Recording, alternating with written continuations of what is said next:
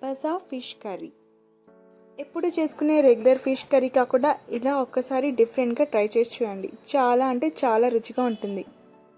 ఈ బసా ఫిష్కి మధ్యలో ఒక్క బోనే ఉంటుంది. సో పిల్లలు కానీ పెద్దవాళ్ళు కానీ చాలా ఈజీగా తినేయచ్చు. ఇవి చూడడానికి చికెన్ పీసెస్ లాగా ఉంటాయి, కానీ టేస్ట్ మటుకు చాలా బాగుంటుంది. ఇది రైస్ మరియు పుల్కా చపాతీలోకి చాలా బాగుంటుంది. ఈ రెసిపీలో నేను ఒక గ్రీన్ మసాలాని వేశాను. దానివల్ల ఇది ఇంకా టేస్టీగా తయారవుతుంది. హలో అండి, నమస్తే. నేను మీ రూహి. వెల్కమ్ టు మన ఛానల్ మిసెస్ సోమ్ రూహీస్ కిచెన్. చాలా సింపుల్ అండ్ టేస్టీగా ఈ బసా ఫిష్ కర్రీని ఎలా చేసుకోవాలో మరి చూసేద్దామా. ఈ ఫిష్ని నేను ఫ్రెష్ టు హోమ్ యాప్లో ఆర్డర్ చేశాను. ఇది అప్రాక్సిమేట్గా 500 గ్రామ్స్ ఉంటుంది. ఈ బసా ఫిష్ మనకు బోన్లెస్ కూడా దొరుకుతుంది. మేము ఆర్డర్ చేసింది స్కిన్లెస్ బసా ఫిష్. ఓపెన్ చేసి ఒక్కసారి పీసెస్ ఎలా ఉన్నాయో చూసేద్దాం. ఈ ఫిష్ చాలా ఫ్రెష్గా ఉంది, పైగా క్వాంటిటీ అండ్ క్వాలిటీ కూడా చాలా బాగుంది. దీన్ని ఒక 3 to 4 టైమ్స్ వాష్ చేసుకుందాం. ఫిష్ పీస్ సైజ్ కూడా కరెక్ట్గా ఉంది. ఇప్పుడు మ్యారినేషన్ కోసం ఉప్పు తగినంత, 1/2 టీ స్పూన్ పసుపు, 1 టేబుల్ స్పూన్ ధనియా పొడి, 1 టేబుల్ స్పూన్ మిరప్పొడి, 1/2 టేబుల్ స్పూన్ జీలకర్ర పొడి, 1 table spoon ginger garlic paste. ఈ మసాలా అంతా ఫిష్కి పట్టేటట్టు ఒకసారి బాగా కలుపుకోవాలి.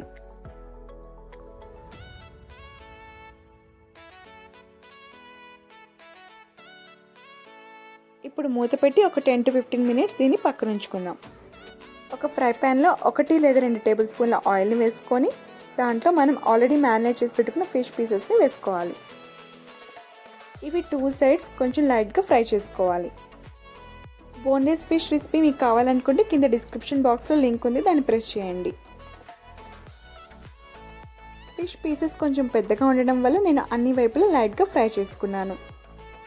ఇలా ఫ్రై చేసుకున్న తర్వాత దీన్ని స్టవ్ ఆఫ్ చేసుకొని పక్కన పెట్టుకుందాం. ఇప్పుడు మనం గ్రేవీ ఎలా చేసుకోవాలో చూసేద్దాం. ఒక మిక్సీ జార్లో ఒక 2 మీడియం సైజ్ ఉల్లిపాయ ముక్కల్ని పేస్ట్ చేసుకోవాలి. ఒక ప్యాన్లో 3 to 4 టేబుల్ స్పూన్ ఆయిల్ని వేసుకొని ఆయిల్ కొంచెం వేడెక్కాక కొంచెం ఆవాలు, జీలకర్ర, కరివేపాకు, అలాగే ఒక మీడియం సైజ్ సన్నగా తరిగిన ఉల్లిపాయ ముక్కలు, 2 పచ్చిమిరపకాయలను వేసుకొని 1 నిమిషం పాటు ఫ్రై చేసుకోవాలి.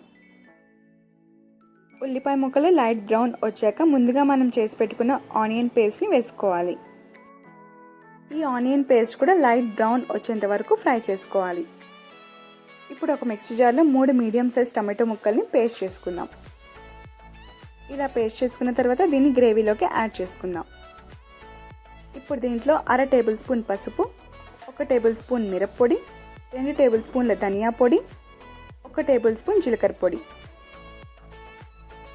ఇప్పుడు ఒకసారి బాగా కలుపుకొని దీనికి సరిపడంత ఉప్పును కూడా యాడ్ చేసుకోవాలి. మూత పెట్టి మీడియం ఫ్లేమ్లో ఒక 5 మినిట్స్ దీన్ని కుక్ చేసుకుందాం. చూసారు కదా, ఈ టమాటోస్ బాగా ఫ్రై అయిపోయాయి. ఇప్పుడు ఒక మిక్సీ జార్లో 1 కప్పు కొత్తిమీర, ఒక 1/2 కప్ పుదీనా, కొంచెం చింతపండు, సరిపడంత నీళ్లు వేసుకొని మెత్తగా పేస్ట్ చేసుకోవాలి. ఇప్పుడు ఈ పేస్ట్ని మనం గ్రేవీలోకి యాడ్ చేసుకుందాం. మిక్సీ జార్లో కూడా కొన్ని నీళ్ళని వేసుకొని ఒకసారి బాగా కలుపుకొని ఆ నీళ్ళని కూడా ఈ గ్రేవీలో వేసుకొని ఒకసారి బాగా కలుపుకోవాలి. మరొక 1/2 లేదా 3/4 గ్లాస్ ఆఫ్ వాటర్ వేసుకొని కుక్ చేసుకోవాలి. ఒక 5 నిమిషాలు మూత పెట్టి కుక్ చేసుకుందాం. ఇలా గ్రేవీ కుక్ అయిన తర్వాత ఆల్రెడీ మనం ముందుగా ఫ్రై చేసి పెట్టుకున్న ఫిష్ పీసెస్ని యాడ్ చేసుకుందాం. ఇలా గ్రేవీలో ఫ్రై చేసిన ఫిష్ పీసెస్ యాడ్ చేయడం వల్ల ఈ గ్రేవీకి మరింత రుచిని ఇస్తుంది. గరిటెతో కలపకుండా బాండిల్ని ఒక్కసారి కలుపుకోవాలి. గరిటెతో కలపడం వల్ల ఫిష్ విరిగిపోయే ఛాన్సెస్ ఉంటాయి. ఇప్పుడు మూత పెట్టుకొని ఒక 5 నిమిషాలు లేదా ఆయిల్ అంతా గ్రేవీ నుంచి సపరేట్ అయ్యేంత వరకు కుక్ చేసుకోవాలి. చూసారు కదా, ఆయిల్ అంతా సపరేట్ అయ్యి ఎంత పర్ఫెక్ట్గా కుక్ అయిందో. చూస్తుంటేనే నోరు ఊరుతుంది కదా. మీరు కూడా ఈ వీడియోని స్కిప్ చేయకుండా పూర్తిగా చూడండి. అప్పుడు మీరు చేసినప్పుడు కూడా ఇలాంటి రుచి వస్తుంది. నా కోసం ఈ రెసిపీని ఒక్కసారి ట్రై చేసి చూడండి. ఇది చాలా అంటే చాలా రుచిగా ఉంటుంది.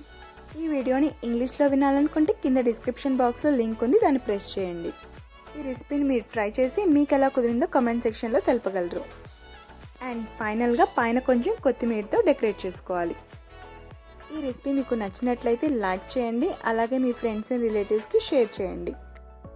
నా వీడియోస్ని ఫస్ట్ టైం చూస్తున్నట్లయితే మన ఛానల్ని సబ్స్క్రైబ్ చేయండి. అలాగే పక్కనున్న బెల్ ఐకాన్ని కూడా ప్రెస్ చేయండి.